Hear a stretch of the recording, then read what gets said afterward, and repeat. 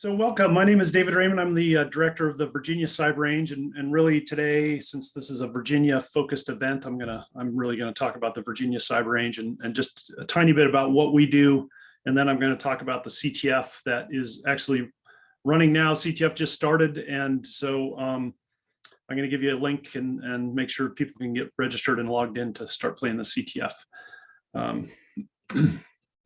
So the Virginia Cyber Range provides resources for cybersecurity education in Virginia high schools and colleges. And so when I say resources, I mean a few different things.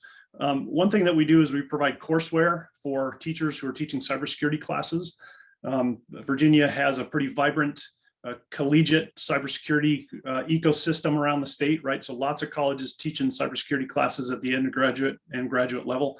And there's also a great K-12 cybersecurity program that's rapidly growing around the state of Virginia. So starting about 3 years ago, courses were introduced in Virginia high schools under the CTE program on cybersecurity. And right now, the Virginia Cyber Range is supporting about 250 high schools who are teaching cybersecurity classes around the state. And we're very proud of that. This map shows the schools that we support. So we provide courseware for teachers who are teaching cybersecurity. We also provide infrastructure, which is really sort of the crown jewel of the Virginia Cyber Range.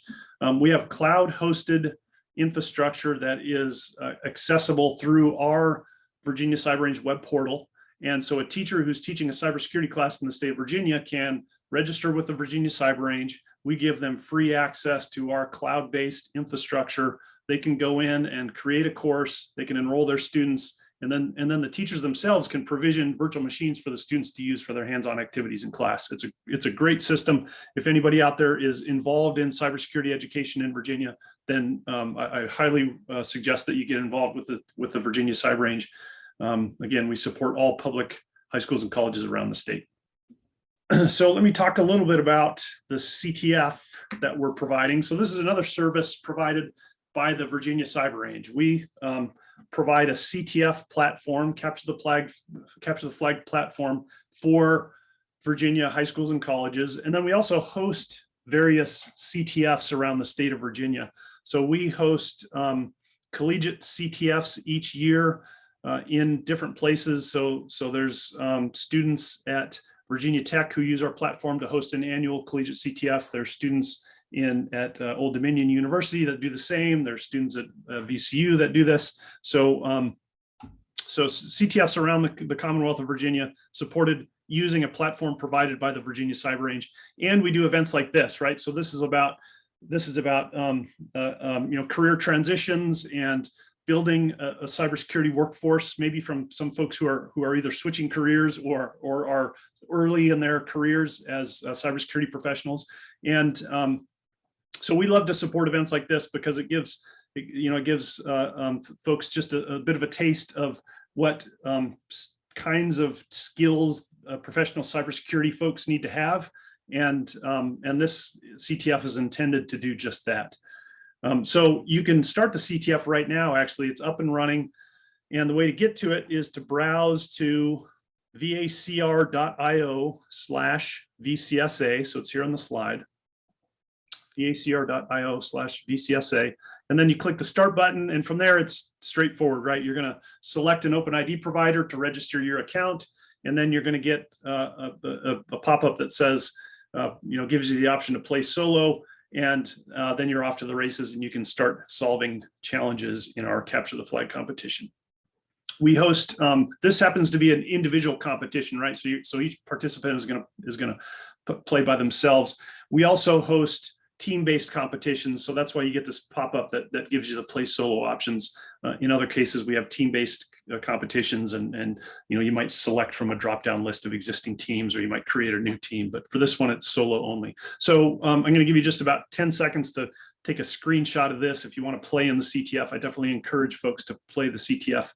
So take a screenshot, and I'm going to show this slide again at the end to make sure that people get the data. Okay, so let me just talk a little bit about what Capture the Flag is, and then I'm going to talk for a minute about how to be successful at Capture the Flag. And I'm watching the clock here because I know I only have a few minutes. So Capture the Flag is cybersecurity competitions, right? And these, as I mentioned, can be individual or team-based competitions. Sometimes they're in person, so you get a whole bunch of students or a whole bunch of participants in a room. Sometimes they're remote, like this one is, right? You can play it from anywhere because it's all based on a web portal. There are various formats to capture the flag competitions. This particular CTF is a Jeopardy style CTF, right? So Jeopardy style CTFs are the most popular because they're easy to get to, right? I'm hosting this one in a web portal, and I can make this available to folks all over the state of Virginia, and you can get in here and play this competition without having to travel anywhere or or have special software on your computer to get access to it. There are other CTFs that are more complicated, things like attack defend CTFs, where you have a network and you have multiple teams in different locations in a network, and they're defending themselves while they're attacking other teams' networks. That's not what we're doing today, but that's another type of capture the flag that you'll see that's pretty popular. These are hosted by a variety of different organizations, college CTF teams, companies looking for talent. So there's a Facebook CTF, there's a Google CTF if you search for those things. And then the DoD and other government agencies host various capture the flag competitions, again, in hopes of identifying talent. Okay, so why CTFs? CTFs are a great way to get people interested in cybersecurity topics, right? So folks who are new to cybersecurity or maybe don't really know what it is can get a feel for some of the kinds of things that a cybersecurity professional does. And so if there are folks in this session that aren't quite sure, maybe you're not totally comfortable with what it means to be a cybersecurity professional, I encourage you to jump into this CTF and give it a try and just work on some of the challenges and see what you can do. These are very popular among high school and college clubs, and there are even professional players who play CTFs. So a well-designed CTF is going to cater to a wide range of ability levels. So the term Jeopardy style CTF should evoke the game show Jeopardy, right? And in the game show Jeopardy, you have questions that are amongst some various categories, and there are point values associated with the questions, and those point values give an indication of the difficulty of the question. Same is true with Jeopardy style CTFs. You have categories. The categories just happen to be cybersecurity related things like cryptography and forensics and networking. And you have challenges that have low point values that are pretty easy for entry level folks. And then you have challenges that have higher point values, and those are appropriate for people with a little bit more skill. This particular capture the flag competition that we're hosting over the next couple of days is really intended for sort of entry level to intermediate folks. So if you're a ninja, you might go in here and knock all our challenges out of the park, in a couple of hours. If you're just a beginner, you can be successful. So I would encourage folks, again, if you've not done this before, to jump in and just give it a shot and see what you can do. You might sort of catch the bug and end up playing it for hours. So a well-designed CTF caters to a wide range of ability levels, and it encourages independent learning. A well-crafted CTF question is going to cause you to have to go do some research to learn some things related to the challenge itself. It's rare that somebody grabs a CTF challenge and can immediately come to a solution. They're going to have to do some sort of research to get to a path to solve the problem. And then a well-designed CTF is also going to exercise some real-world skills that a cybersecurity professional has to have. You have to be able to solve problems. You have to understand perhaps network traffic. Maybe you have to know a little bit about cryptography. Maybe you have to know some digital forensics. These are all real-world skills that cybersecurity professionals are going to face on a daily basis. And CTFs can be used for a ton of different situations. You can use it for team building events. If you want to assess skills. So again, some people use these to find employees. They give CTFs, and then the people who do the best in the CTF might get some sort of a job interview. And they're also great, in this case, for self-directed cybersecurity skill development, right? Again, you're going to have to research and you're going to have to learn something in order to continue to be successful in a CTF. And so self-development is a great reason to play CTFs. These are the common challenge types that you'll see in a CTF. I'll just go over these quickly. Trivia, cryptography, I mentioned that already. So these are related to computer encodings or ciphers. There are web challenges where you might have a broken web application or a flag hidden in web traffic. You have reconnaissance challenges where you're sort of finding a trail, you follow a trail of hints to find a flag. There are networking challenges where you might have some network traffic to analyze. And then there are reverse engineering challenges where you might have to do a little bit of binary exploitation to discover how a particular program works in order to get the flag out of it. Some quick approaches to solving CTF challenges, and these are just high-level general tips. First of all, the point value indicates the difficulty level. So low points, easy challenge, high points, hard challenge. The challenge name is almost always a hint. There's a description in the challenge, right? So you open the challenge, you see a description, so you should read that description carefully. That's going to be a hint. If there's a file, the file name might be a hint, and the file extension might be wrong, right? So you should poke around the file a little bit and do some analysis to see what you can get out of it. If there are names mentioned, obviously the name is important. You should Google the name. And when you submit your flags, your answer must match the flag that we have in the system, or it's not going to work.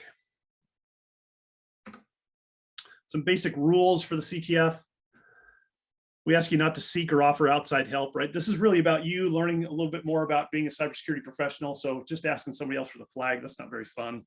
Only attack the designated targets. There are some designated targets in the CTFs and things that you can explore to try to find flags. Don't hack on stuff that's not a designated target, and those targets will be obvious. Don't attack our scoring infrastructure. We've never had that problem before. Frankly, our scoring infrastructure is hosted in AWS. It's load balanced and replicated and et cetera. So I'm not sure if you could really do much to it or not, but I don't say that as a challenge. So please don't hack on our infrastructure. This is what the CTF looks like when you get access. So I gave you the way to get into it. vacker.io/VCSA. What you'll see is a bunch of challenges on a screen here, and then you have challenge categories: cryptography, networking, reconnaissance, reverse engineering, etc. And the way you solve one of these is you click on the challenge and examine it, and then you put the flag in, right? So the process is pretty straightforward. And there are already some folks I see in here solving some challenges, so that's pretty fun. Okay, let me wrap up here because I'm short on time. I told you I'd show this slide again. So here is the slide that gets you into the CTF. If you go to https://vacker.io/VCSA, you can register your account and you can start playing the CTF. So I'm going to leave this slide up and I'm going to stop there, and I will look at the chat here for a minute to see if there are any questions. Awesome. Thank you, David. This looks really cool. I think I'm going to sign up. Great. I have to brush off my skills a little bit. If you don't have questions right now, but want to still talk to David after this, meet him in the break room. He'll be in there for about 10 minutes to answer any additional questions. And if you want to talk, chat, do whatever, you can talk and chat to whomever else is in there as well. If you did not get somebody's having a challenge registering an account. She had an account with her schoolwork, for her schoolwork. Is there a way around that? Oh, that's a good question for, so we have I'm going to write on the screen here. We have a support. Whoa, my pen quit working. Sorry about that. Support at Virginia Cyber Range